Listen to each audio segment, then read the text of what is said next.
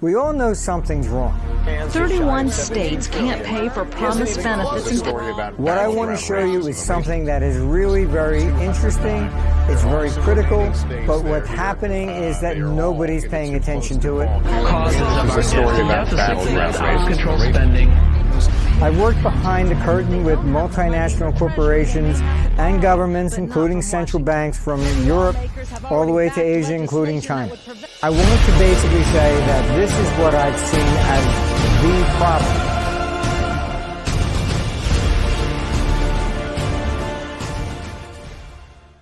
Politics, I've seen over the years, works like this. If you walk in and you say, listen, 25 million people will die tomorrow unless we do this, they'll say, yeah, well, maybe you're wrong. Let's see. If that happens, I'll get the guy that did it. No politician is going to be able to run for any office to say, vote for me, I saved your job. Because what are you going to say? You're going to then say, well, how do I know you did that? They prefer to see a crisis, because when a crisis happens, then they can launch an investigation and vote for me because I got the guy that did this to you. This is the way politics works around the world. All right, so do not expect anyone in government, no matter what government we're talking about, to ever really be interested in preventing something. They always wait for the crisis to happen. So unfortunately, what we are dealing with on a global scale is really what I call the collapse in socialism. Now, some people are going to say, oh no, it's capitalism. No, it's not. It's socialism. Why? Because socialism is what empowers government. All right, that is how they gain office. That's how they put in regulations. That's how they control everything. Then the super rich, they make their donations to bribe them to get relieved of various different things. Okay, so that's really the system that we have on a global scale. Now, what are we facing going forward? We have a very significant issue, and I want to show you the next slide here. This is an example of how government is completely beside itself. It is incapable of managing literally a bubblegum machine. All right, very simple. Here's a chart showing the interest expenditures of the United States from 1977 to 1989. Paul Volcker came in with a Volcker rule, was brought in for the 2007 crisis to 2009 to make recommendations. Basically, Volcker did, he was the head of the Fed going into 1981. He raised interest rates to 14% to stop inflation. Inflation was, oh, all these people out here speculating too much, etc. We have to raise interest rates to stop them from borrowing, etc. So the problem is, that's very nice if government isn't the biggest borrower. He raises interest rates, and to get that high, he had to basically lift the usury laws. That's why you now pay over 20% or at least 20% on your credit cards. That used to be illegal. Volcker had to raise that so he could basically fight inflation in 1980. Then they never bring it back. All right, so you're paying for that mistake. But in raising the interest rates, what did he do? He increased the interest expenditures of the government. They went up virtually 500% during the 1980s. All right, so when a central bank is raising interest rates or lowering interest rates, they're all about trying to manipulate us. That's it. All right, they are incapable of managing even any type of a government, any type of a business whatsoever. All right, when they are the biggest borrower, how can they raise interest rates to affect us without affecting themselves? This is why managing the government, honestly, it's a complete joke, a complete joke. Now, look at our next slide. This will show you what we're really facing. Here we have from 1940 up to 2015. This is the total accumulative interest expenditures. And this is why I say socialism, it's an absolute fraud. All right? You say, oh, okay, fine, we have to tax the rich, this is to help the middle class and the poor. All right. The total cumulative interest expenditures of the United States national debt from 1940, all right, reached virtually 90% of the entire national debt going into 2001. What does that say? That says the money didn't go to create roads and schools and bridges or help anybody. It went out the back door in interest. That's it. Nobody's looking at this. All right. We have governments. All right. You have Trump coming up for election, and what are they saying? Oh, his spending is going to create a deficit. Who cares? Do they ever pay anything off? Absolutely not. I've been in meetings and say, how are you looking at this? And they just say, well, we're the government. All right. There is no intention of ever paying any government debt back. They just constantly regurgitate it back and forth. They issue new debt to pay off the old debt. Nobody ever does anything. But meanwhile, all this idea of a wonderful social world where we're taking care of people, they keep lowering the benefits to Social Security. They keep raising the age limits to pension funds around the world. Why? Because of this problem. They're borrowing money.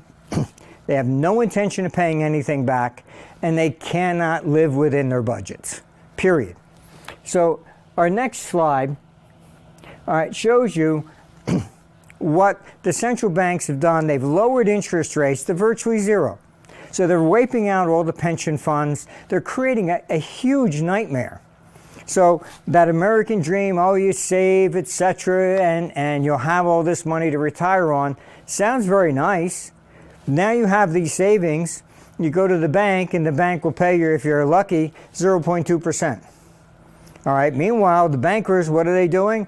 Oh, you want a car loan? That would be 4%.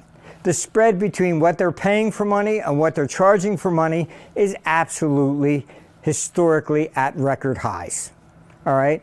We get screwed all the time. All the time. Now, if we just took 5%, 8% used to be the norm. All right. If we look at, if interest rates were 5% on the national debt, we're making new highs right now. That shows you a serious problem we face. If interest rates begin to rise, which I believe they're going to over the next few years, all right, we're looking at budget deficits and national debts absolutely exploding. How will government respond? They're responding with rising taxes. They're already trying to eliminate cash. Why? If everybody paid every penny of tax that they owe, or what they think we owe, then we won't have these problems. It doesn't matter. Milton Friedman said if you put the government in charge of the Sahara Desert, within 5 years there'd be a shortage of sand. And he's absolutely correct. These people can't manage anything. All right, they have no experience in doing this whatsoever, and it's more or less like hopping in a cab. The guy has a nice smile, and you say, gee, are you free? I need a brain surgery. Could you do it? Would you ask somebody that has no experience to do something like that? Yet we ask these people who are just nothing but career politicians. That's it. Most of them lawyers. They have no experience in running a business, anything what to do whatsoever with economics. All right? And yet we put these people in charge of stuff. Oh, because they smiled nice. Oh, they looked at this. Or, it's ridiculous. So this is basically showing us we have a serious problem coming. Our next slide will basically show you what we have is really a clash between two parties. We have the central banks trying to stimulate the economy, particularly in Europe, going to negative interest rates.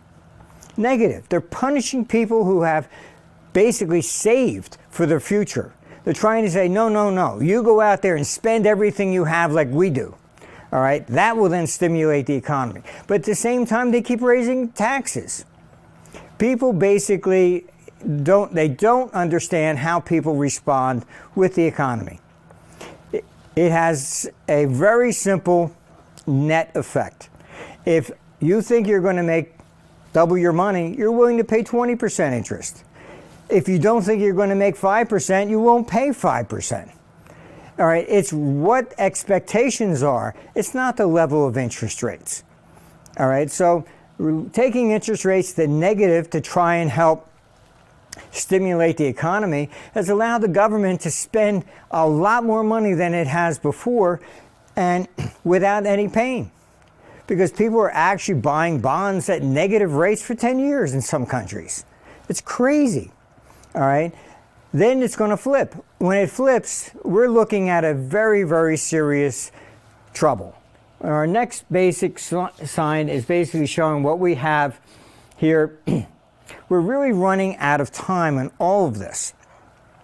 It can't be sustained for much longer. All right, and we are facing a major bond bubble as we're looking at in this situation here. And a bond bubble is effectively, everybody talks about, oh, the stock market's going to crash. Sometimes we have, yes, the private sector crashes like in the Great Depression, 1920s. But on the other side of the coin, there are times when governments collapse. All right, we are in that governmental collapse phase. And what we're facing here is nothing but increasing in taxes to try and fund budgets that are not sustainable. Our solution is very simple. One, we have to stop the borrowing. This has got to come to an end. All right, government simply borrowing money and paying out this interest rate, all right, is nuts. It does nothing for us, all right, and it's basically robbing us of our living standards, all right. Taxes. They always want to say, oh, you know, tax the rich, as if you could take, all right, you take all the people in the top 100 Forbes list. Go ahead, take all of their money. You won't even balance the budget for 1 year. All right, I was in Australia. They were trying to get through a luxury tax. And the slogan was, we're going to tax the rich, we're going to tax their fur coats, their Ferraris, and their French wines. Everybody cheered. Yeah, go get them. What was in it? All electrical products. I only saw like 2 Ferraris in Sydney anyhow. So you have these wonderful slogans that they're always after somebody, and as long as everybody thinks it's not them, yeah, go get them. But it doesn't matter, all right? You can't tax the rich. They simply are the ones that really create jobs, etc. But what are we doing? How would the rich make money? It's through investment. Not wages, it's investment. And what is the government doing? It's taking your money, putting it in things like Social Security, and then puts it into government bonds. So they're denying you the very ability that they argue the rich get richer when the stock market goes up. They prevent the average person from investing their money. It always has to be in government bonds by law. So then with these taxes, etc., all right, what are they doing? They're basically putting in a payroll tax. They did that for World War II, never rescinded it. Then what? They're basically borrowing your money, and the average person, the middle class and the poor, they borrow their money for the year, don't even have the dignity to pay them any interest whatsoever, and then hand you a refund check and say, see what a great guy I am, I'm giving you a refund, so vote for me. All right, this whole system is coming to an end. All right, it's not sustainable. The average person is getting taxed, you know, literally way too much. And the higher you raise the taxes, the lower the economic activity. It's very, very simple. It's not, you know, being left or being right. Just run a simple correlation. Who was the first person to lower taxes, to say, gee, we really have to look at this? It wasn't a Republican. It was JFK. JFK is the one that finally took the tax rates, which had reached 90%. He said, this is crazy. If somebody's going to, you know, work and then they have to give 90% of everything they earn to the government, he says, forget it. They're going to move offshore, etc. He basically brought in the first tax cut. Reagan brought in the second one. All right? Every time we've raised taxes, GDP declines. It doesn't go up. And the same thing with trade, all these things that they want to argue about. All right? The bulk of basically international capital flows is really investment money moving around the world. It's not even trade. Trade is a smaller percentage. So we have to look at what is our future going to be. All right? We don't need taxes on the federal level anymore. We needed taxes when money was gold. Okay? Yes, you had gold coins, went back to the government. They needed money, the taxes, to be able to spend again. Okay? Today, the bulk of their spending is covered by debt. All right? It's not, debt is just simply today money that pays interest. That's it, because it can be used for collateral. It used to be if we borrowed, it was less inflationary, but that was the 1960s. In the 60s, you bought a government E-bond, you went to the bank and you said, okay, fine, I want to borrow against this. It was illegal to borrow against any kind of a government debt. You had to cash it in if you wanted to use the money. All right? After 1971, you can borrow against everything. T-bills, you post your money in T-bills into a stock account. That's your collateral. It can be used all the time.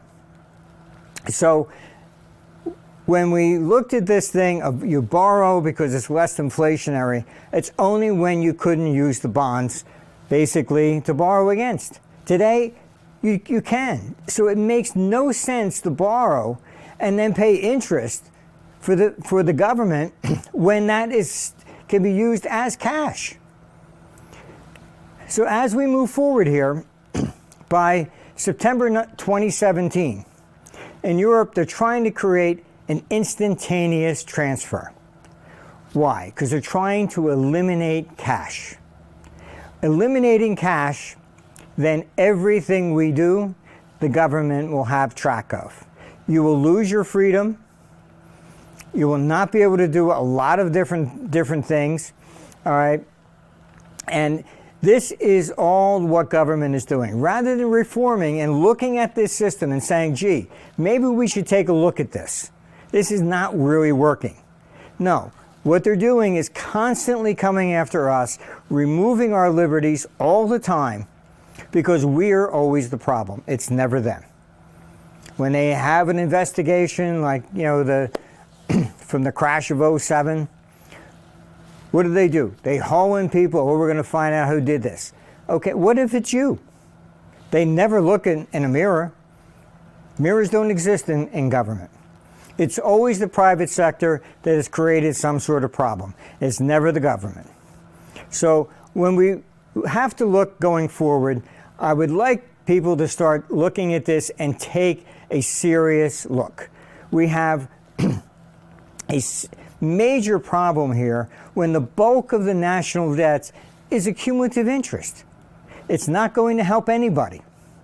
All right, it's not building roads and schools and all the rest of the stuff. So, I don't want to hear about the rich versus the poor. It's not going there. All right, it's going out the back door into the pockets. It's not going where they are pretending it is. So this is not sustainable. The system is crumbling at a far rapid pace than we realize. This is why they're going after to eliminate cash.